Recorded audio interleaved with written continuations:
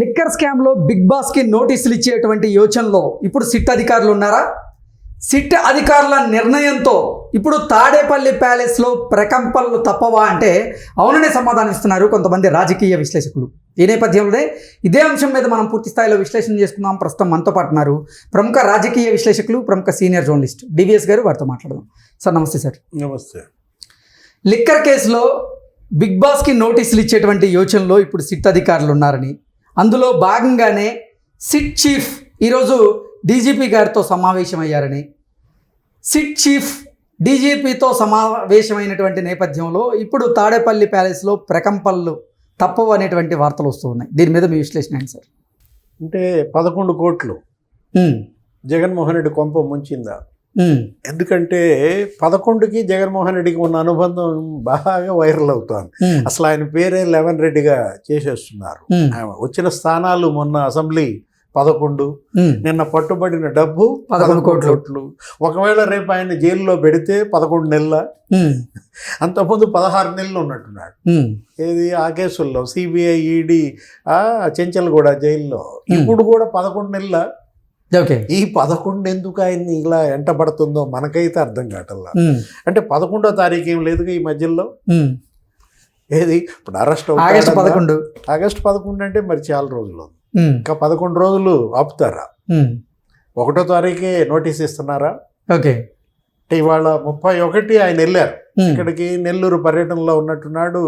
మళ్ళీ అక్కడ గందరగోళం చేస్తున్నట్టున్నాడు. అక్కడ ఏదో ఆంక్షలు అంటున్నారు. అంటే వైకాపా నేతలు అందరూ బయటకు వచ్చి ఇప్పుడు మా మీద ఆంక్షలు, కక్ష సాధింపు చర్యలు, లాఠీ చార్జీల దాకా వెళ్ళింది. ఏది పిచ్చకొట్టుడు కొడుతున్నట్టున్నారు. అంటే ఒకటి, ముఖ్యమంత్రిగా జగన్మోహన్ రెడ్డి ఉన్నప్పుడు ఏ విధంగా పర్యటించాడు? ఇలాగే వందల వాహనాలు లేకపోతే వేల మంది జనం మధ్య పర్యటించాడా? అసలు ఎవరిని రానిలా. అవును. ఆ 5 ఏళ్ళు జగన్మోహన్ రెడ్డి అసలు ఏం చేశాడు? అసలు తన చుట్టూ ఒక కోట కట్టుకున్నాడు, జనం అందరినీ ఆ దడవతల ఉంచాడు, చెట్లు కొట్టేశాడు, అసలు మబ్బుల్లో తిరిగాడు. నేల మీద లేవు కదా. ఇప్పుడేంటి? ఇప్పుడు అసలు నేల వదలవా? ఇప్పుడు మనం చూసాం, ఇవాళ కూడా హెలికాప్టర్లోనే వెళ్ళాడు. అదొకటి మంచి పని. ఎందుకంటే మళ్ళీ రోడ్ షో పెడతాడేమో, మళ్ళీ గోల పుట్టి ఎక్కడ తాడేపల్లి నుంచి నెల్లూరు రోడ్డు మీద వెళ్ళేటప్పుడు ఎంతమందిని తొక్కుతాడో అనుకున్నాం. మనం చూసాం. అది ఆ రెంటపాళ్ళ బోతు తొక్కేశాడు. ఏది ఆ సింగయ్య చనిపోవటం. ఇప్పుడు హెలిప్యాడ్లో వెళ్ళటం ఒక మంచి పని. హెలికాప్టర్ సేఫ్టీ అయినా సేఫ్ జోన్లో ఉందా హెలికాప్టర్? ఎందుకంటే రాఫ్తాడ్ హెలికాప్టర్ మీద పడ్డారు.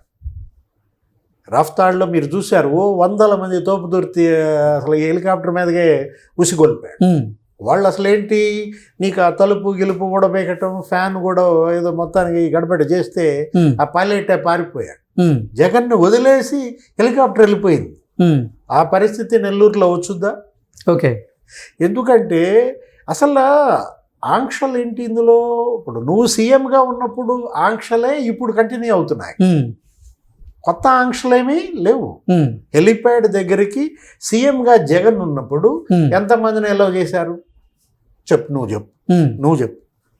నువ్వు చూసావు కదా, సీఎంగా జగన్మోహన్ రెడ్డి ఉన్నప్పుడు ఆయన పర్యటనల్లో హెలిప్యాడ్ దగ్గరికి వచ్చేది 10 మందే కదా. ఎవరో అక్కడ ఉన్నటువంటి ఎమ్మెల్యే, అక్కడ ఉన్నటువంటి మంత్రి, ఒక 3-4 పిలుస్తారు, కలిసి వెళ్తారు అక్కడి నుంచి. ఇప్పుడు అంతే. ఎందుకు వందల మంది హెలికాప్టర్ మీదకి వెళ్తున్నారు? ఇప్పుడు ములాఖాత్కి 3 వెళ్ళమన్నారు. ప్రసన్న కుమార్ రెడ్డి ఇంటికి ఒక 113 మందితో వెళ్ళమన్నారు. అంటే ములాఖాత్కి 3 వెళ్ళమన్నారు. ఏది ఇప్పుడు హెలిప్యాడ్ దగ్గరికి ఎంతమంది అలౌ చేశారు? 10 మంది. 11 ఎందుకని అలౌ చేయలే? ఇప్పుడు అక్కడేదో తేడా వచ్చినట్టుంది. 11 ఈసారి 11 అంటే ఎక్కువ మందిని అలౌ చేస్తే ఏమో భద్రతా లోపము, మా మీదకి ప్రజలు వస్తూ ఉంటే మాకు భద్రత కల్పించరా అంటే వాళ్ళే అడుగుతారు. మళ్ళీ ప్రసన్న కుమార్ రెడ్డి ఇంటికి ఇప్పుడు వెళ్ళాడు. అక్కడ మరి వెళ్ళి పరామర్శించిన దాంట్లో ఆ విధంగా ఈ పర్యటనలు, ఈ పరామర్శల ద్వారా జగన్ ఇస్తున్న సందేశం ఏంటి? కాకాని గోవర్ధన్ రెడ్డితో నువ్వు ములాఖాత్, అతను చేసిన నేరాలకి నువ్వు ఈఎస్ఐ స్టాంపా? ఏది ఫోర్జరీ చేయటం తప్పేంటి అని అడుగుతావా? లేకపోతే వైట్ క్వాడ్జీ తవ్వేస్తే తప్పేంటంటావా?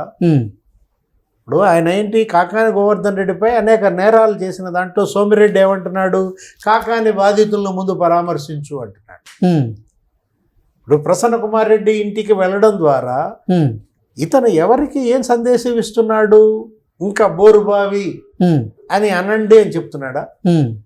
మహిళా శాసనసభ్యులు ఈరోజు శబరి మాట్లాడారు పార్లమెంట్లో. టీడీపీ ఎంపీ శబరి మాట్లాడుతూ మహిళా ప్రతినిధులకు రక్షణ కోసం ముందు ఒక చట్టం తెమ్మంటారు. ఈ మురికి వ్యాఖ్యల వల్ల మేము చాలా ఇబ్బందులు పడుతున్నామంటూ ఇలాంటి ఈ మురికి వ్యాఖ్యల బారి నుంచి మేము ప్రజాసేవ చేయడానికి వచ్చాం. మేము భౌతిక బలం మాకు తక్కువ కావచ్చు కానీ నైతిక బలం చాలా ఎక్కువ అంటూ శబర్ ఏమంది, ఆంధ్రప్రదేశ్లో మహిళా ప్రజాప్రతినిధులకు రక్షణ లేదు, ముందు మాకు చట్టం తీసుకురమని అన్న నేపథ్యంలో జగన్మోహన్ రెడ్డి ఇప్పుడు ఏం మాట్లాడతాడు?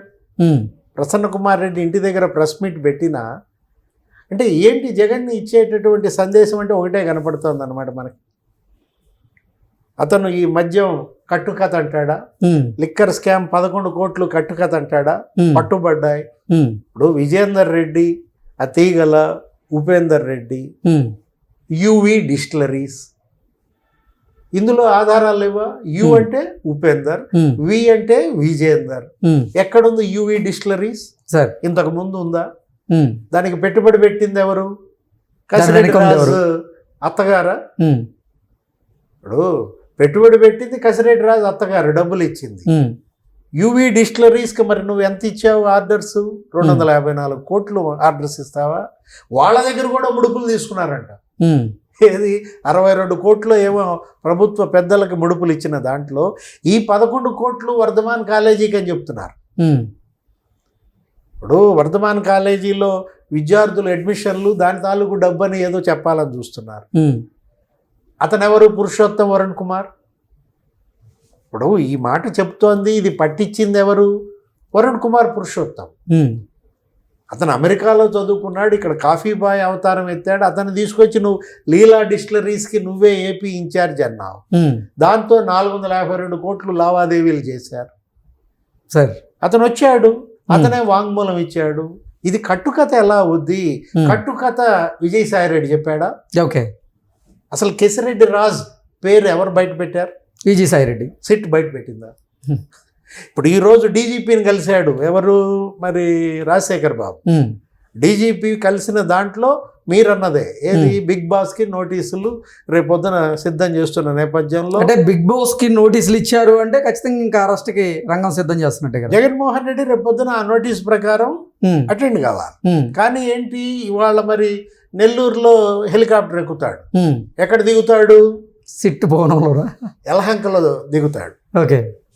ఆయన ఇప్పుడు ఏం చేస్తున్నాడు? ఇవాళ వెళ్ళిపోయి బెంగళూరు యలహంక చేరతాడు. మొన్న యలహంక చేరి మిథున్ రెడ్డి అరెస్ట్ అయినాక అసలు వచ్చాడా? ఎన్ని రోజులు రాలా? 8 రోజులు రాలా. ఇప్పుడు మళ్ళీ 8 రోజులు వస్తాడా? వీళ్ళు నోటీస్ ఇవ్వడానికి ఎక్కడికి వెళ్ళాలి? తాడేపల్లి ప్యాలెస్కి వెళ్ళాలి. అక్కడ ఎవరు తీసుకోరు, అక్కడ అంటిస్తారు.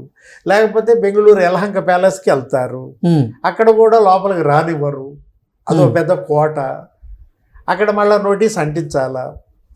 మాజీ ముఖ్యమంత్రిగా ఇవాళ అతను ఏమన్నా గౌరవం, ఏదైనా మర్యాద పాటించేవాడైతే ఆ నోటీసు స్వయంగా వాళ్ళ దగ్గర తీసుకోవాలి, వాళ్ళని లోపలికి పిలవాలి. నోటీస్ ప్రకారం చెప్పిన తేదీన ఆయన హాజరు కావాలి. హాజరైన వెంటనే మరి విచారణ జరుగుద్ది. విచారణ జరిగినాక లిఫ్టా? ఓకే. ఎత్తేస్తారా? ఎత్తేయాలంటే ఎన్నో తారీఖు చెప్పు నువ్వే? 11వ తారీఖా? ఓకే. ఇవాళ ఆగస్టులో జగన్మోహన్ రెడ్డి జైలుకి వెళ్ళడం ఖాయమని ముహూర్తం ఫిక్స్ చేసిన పరిస్థితుల్లో ఈ కేసులో నుంచి జగన్ బయటపడటం అది వర్కౌట్ కాదు. ఓకే. జైలుకి వెళ్ళడం ఖాయం. జైలుకి వెళ్తే పార్టీ పరిస్థితి ఏంటి?